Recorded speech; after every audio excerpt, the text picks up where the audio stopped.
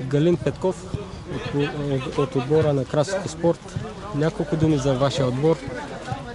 Късно се включихте в турнира. Здравейте, да, ние малко по-късно се включихме, защото имахме преди това в друг турнир ангажименти.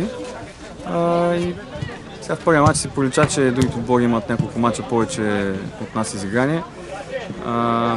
Така допуснахме някои грешки. Ядосват се момчетата, неприятно е да загубим с такъв резултат, но смятам, че с мачовете ще наваксаме.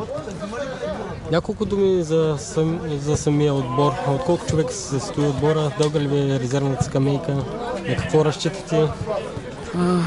Имаме така дълга резервна скамейка. Дори на предни турнири към 20 човека е набрал списъка, обаче пък имаме и контузни състезатели трайно, така че бройката се променя. Общо взето така около 10 човека сме постоянни, редовни. Няколко думи за изминалия двубой. Загубихте от Черно море с 5-1. Първият резултат.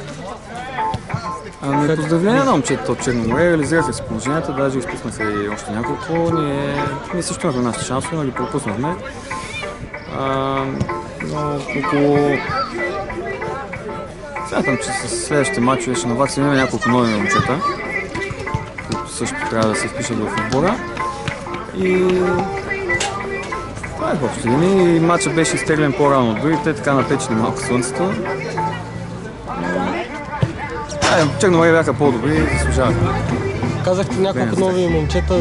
Няколко думи за новите попълнения. Кои са? Голмайстор Ангел е ново момче.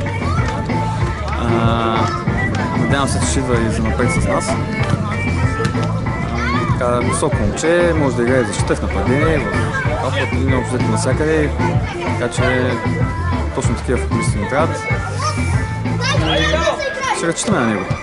Добре, успех на отбора и всичко. Благодаря, до нови срещи.